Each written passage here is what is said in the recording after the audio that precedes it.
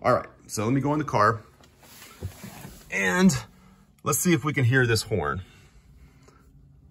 And I'm in the garage, so it's a little louder than maybe it would be, but it's just an annoying horn.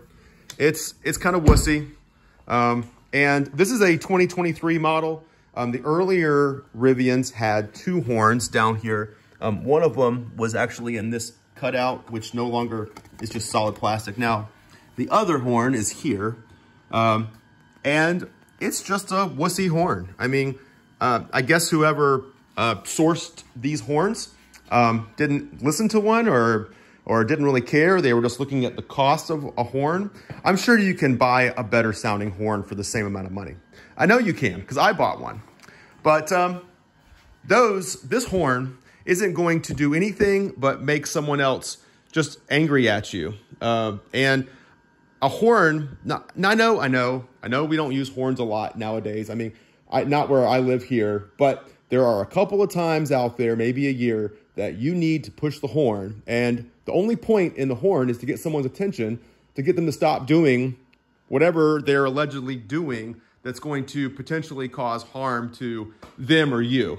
And this horn is just annoying. So if someone honked this horn at me, I'm not gonna get shocked and say, and you stop doing what I'm doing. It's just gonna make me want to beat the person up that's driving this car. And so anyway, I looked at some different horns. I watched some other YouTube videos about the horn situation on the Rivian. And what I finally decided on, I looked at different horns. I really like buying American stuff, but I ended up buying a Chinese horn.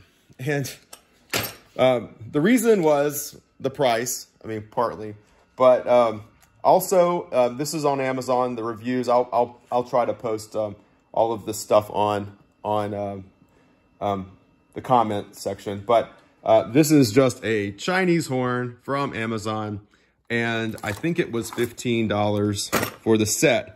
And the reviews said they sounded better than the Hellas. I was going to buy the Hella brand ones. I looked at the horns that were on my wife's F-150 because they sound fantastic. I mean, those will scare you, and that's what you want when you honk the horn. So these on their website, on the description, are the adventure horn. And this is an adventure vehicle. So I figured, oh, well, that's the horn for me. They are supposed to be louder, and from the reviews, they are supposed to sound good. Now, my plan is, I got two of these horns. This came with two. Two horns. The other one's still in the packaging here. What I'm going to do is install the horns using a relay. So here is my relay. I believe this is actually a Hella relay from another job that I had done a long time ago. So I'm going to wire this up in parallel with the original horn. For now, I'm going to see how it sounds with all three horns. I'll probably end up just unplugging that little wussy horn that's on this because it might mess up the way the other one sounds. But I'm just thinking 3 is better than 2. So that's the plan. But the purpose of the relay is so that I'm not stressing the factory wiring out any at all. I don't think I would be even if I didn't do a relay, but this relay will be coming directly off of the battery. It'll be fused, and it will not cause any drain on the battery because it's going to be disconnected. What a relay does is it allows you to control a larger current using a smaller current. And that's in a nutshell, a high level, but that's what it does. So this will be engaged. It'll be turned on by the original horn. So when the original horn honks, the other horns will honk, but they'll be getting their power from 2 different places. I also bought,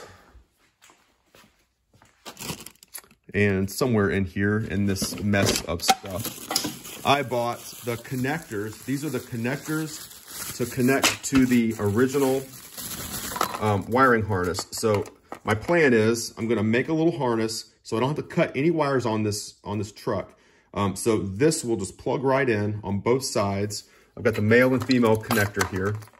And so I can put this all back original if I decide to in the future for some reason, if I needed to. I'm doing my best to keep the vehicle modifications reversible. So that's why I bought these.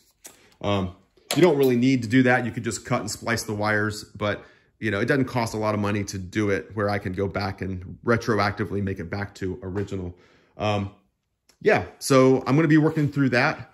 One other thing that I have, all right, one other thing that I have also want to change. Actually, there are two other things, and these are not really a big deal, but none of the later cars have a plug here, and I'll probably never use the plug here, which is why they removed it. But this is in the frunk. I have bought, and bear with me a second because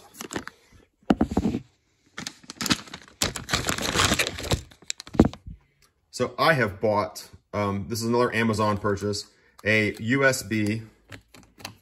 So here it's got a USB-C and a USB-A, and then just a 12-volt outlet. And I'm going to install this right here. And there are other guys that have done YouTube videos on this, so I'm not going to spend a lot of time discussing how this is done.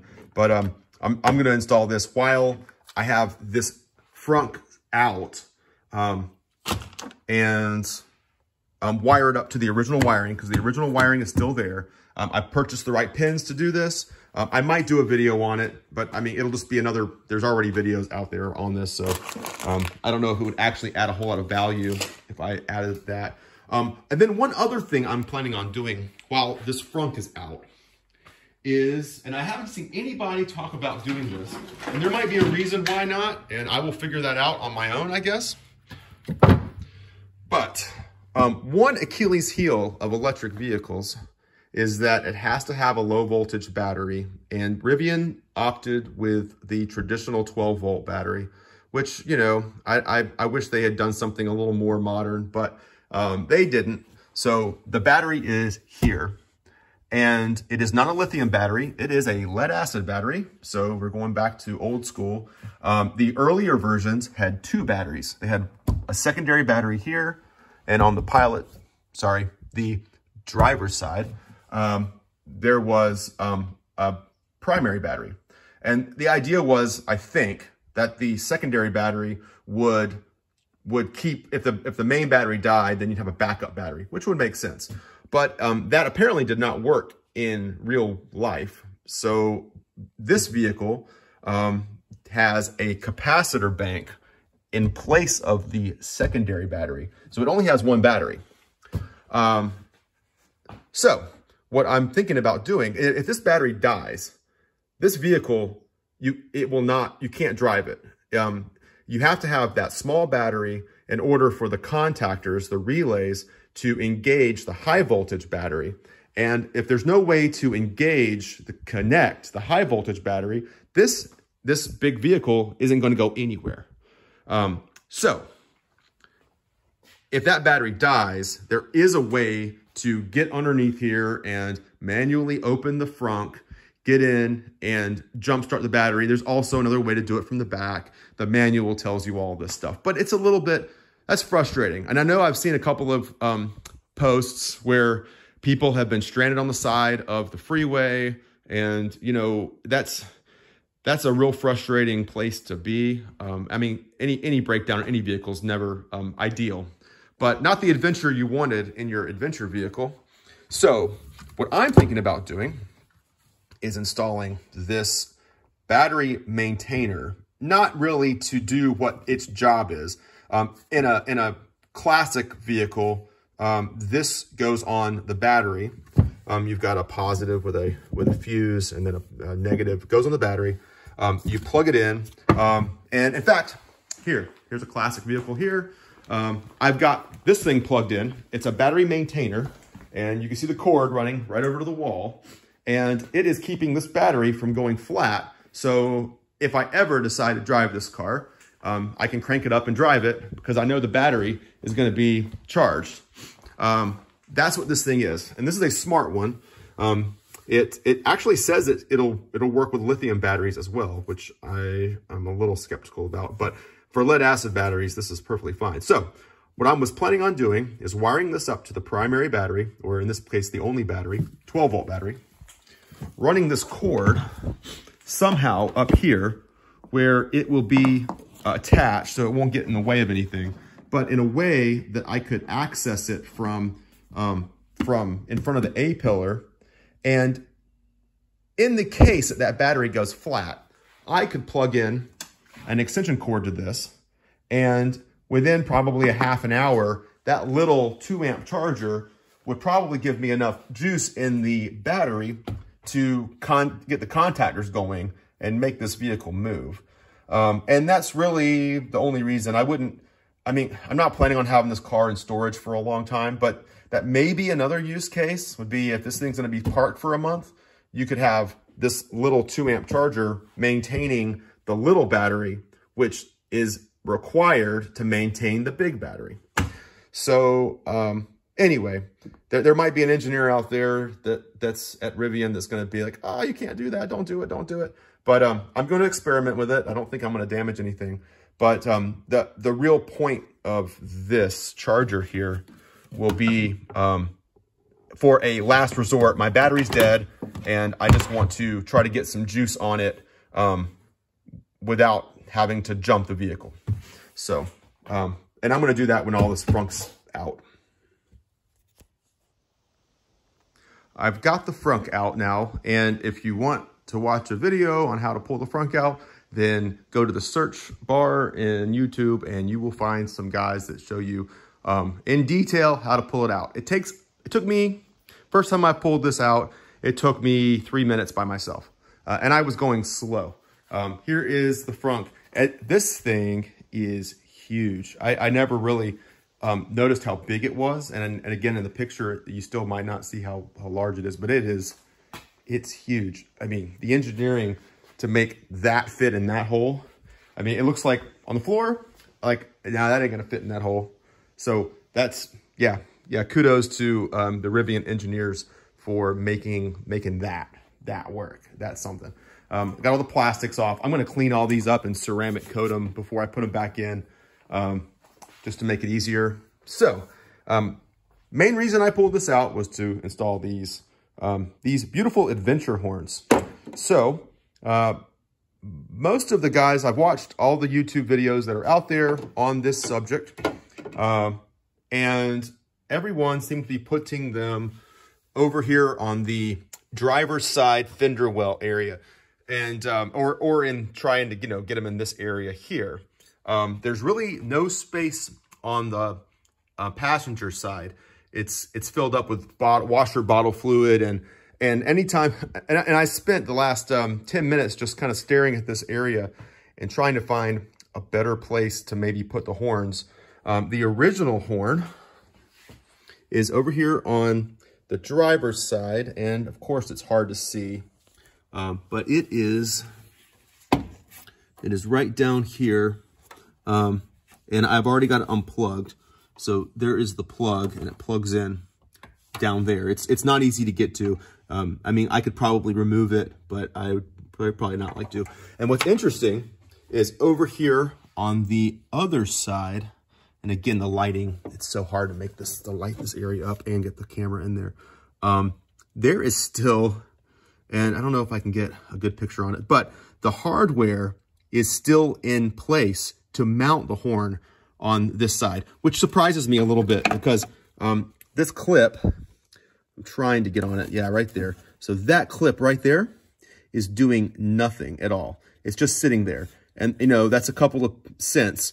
But it's just interesting that they're still installing this little clip for no reason at all. And then where the horn originally went on the earlier models of the R1s, the hole's not cut out.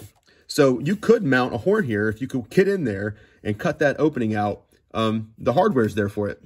Of course, the wiring isn't there, but the hardware's there. So interesting. So for the most part, looking at everything. Oh. Okay, so I'm not sure if I was holding the camera the right way around on that part, but underneath here, there is a clip that's unused. So underneath there for the other horn that's not installed in this, you can kind of see it right there. Yeah, you can get a good picture there. All right, so for the most part, everything looks really well planned out here. There's a couple of studs that aren't used. There's a ground here that's not being used at all. There are a couple of nut certs in this cross member that are not being used. There's one here. So I was looking for things like that because I don't want to just go completely redneck and start self-tapping screws into this brand new truck. So I wasn't super happy with trying to install the horns in this area. I mean, I could, and other people have done it, and I don't see a real issue with it, but I thought, well, maybe there's a better place. And I kind of compromised. So what I found was in here, this is right below where the battery is. So this is the battery. This is the capacitor bank. On the earlier models, that was a number 2 battery, but in this case, that's a capacitor. Right, that one right there is a capacitor. So in here, there is a slot, which is made for a piece of equipment to go that my truck doesn't have. So these are all the inverters here. So there's no inverter here. I'm not sure if your model has an inverter sitting here, but on this 2023 model, doesn't have it. So what I am going to do is I'm going to use, and I'm trying to get this light set so that you can see what I'm doing. I'm going to use this stud right here. And I've already got some washers. I don't know if I need that many washers, but I'm going to use this stud and mount my horns to that stud. All right, here's my harness that I started building. And it's not beautiful. I'm using used stuff. This is off of an old project. And so, bear with me. But what I did do is I soldered and shrink wrapped the connections. This is the signal wire, the power from the original horn that's going to trigger this relay. And it goes to the power, which is the green wire on the factory harness. So here, you've got a green wire and a black wire. Green is 12 volts with the horn pushed on the steering wheel. So that wire is going to the red wire that's on these, and then that wire I'm going to route along here and then up to where I'm going to mount the horns in this back area here. So that'll be that wiring. And then the power that will be powering the horns will be this blue wire here. And this blue wire is going to, I'm going to route it up and around through an inline fuse to the battery. I am going to be installing the USB and the 12 volt outlet here. That power I'm going to be routing like other people have done through the original harness. Here, the wires are still there. That pink wire and the black wire, those are for the frunk power outlets. So I'm going to reuse those. So that'll be, again, no modifications to the wiring, the original wiring. And I work on airplanes. I'm a avionics engineer, and this would not work in an airplane. So I'm a little bit embarrassed that I'm doing this, but for automotive, it's fine. But I didn't bring all my tools home, so I'm not doing this to military standards. But anyway, it's still going to be fine. All right, the horns are now installed. I've got them mounted right there. Again, I'm not sure if everybody has this empty space. It looks like there was supposed to be something here. And again, I just don't know. This is the only one I've torn apart. But I've got the relay for the horns here. And these are the wires going to the horn. Got it grounded. This red wire is the fused wire coming to the battery. This is the inline fuse right here. And the switch wire for this, I've got running right along here on the driver's side, coming up to where I have the pigtail adapter that plugs back into the horn. So the old horn is installed, and this gray connector is the factory connector. And so I'm not taking ground off of here. I'm just taking power to switch this relay to make these horns work. Let's see what these horns sound like. And I've already tested them. They are loud. So ready? So that is a significant difference. Last thing I've got to do is install my USBs and 12-volt port. And I'm working on getting the wiring out of the tub right now to run that. One thing I did notice, and I wasn't super happy about, and I don't know if you're going to be able to see it in the camera very well, but whoever cut this and to finish this up at Sumitomo, I'm assuming Sumitomo built these harnesses. It could have happened on the line, and this stupid phone does not want to focus. But there is a nick in the wire right there where it's like it got pinched maybe. And I can see some of the copper strands through the power wire for the light. So that's not great. Hopefully there's something else like that. All right, cut the hole in the frunk for the USB and the 12-volt outlet.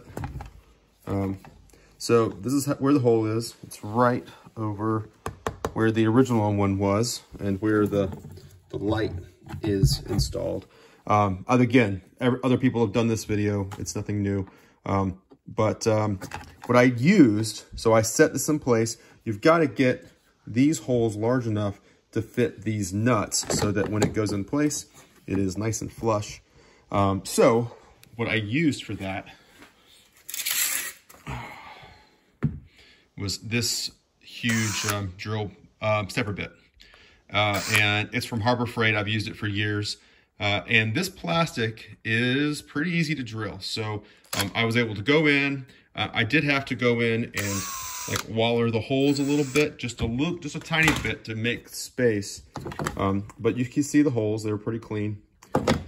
So now I just need to screw this in place. I've got the wires connected.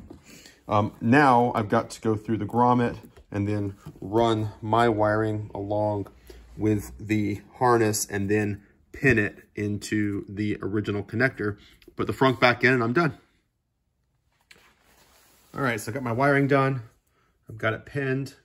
I'm using just used wire that I've got. So purple is power and gray, in my case, is ground.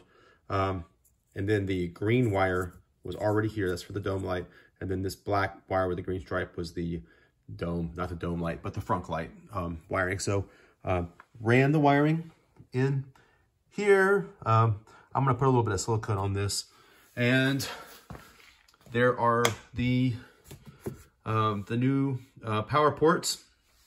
I need to wipe this out one more time and stick the tub back in, and that's complete. All right, there you have it. I got the truck back together. I went ahead and I've been doing the ceramic coating, the ceramic trim coat, and I'm about to do the paint sealant from Cerakote on this thing. I just finished getting all of the rubber plastic pieces, and it still kind of hadn't dried all the way. But the installation is done for the USB, the 12-volt port, the new horns, and then there's a 12-volt coming up.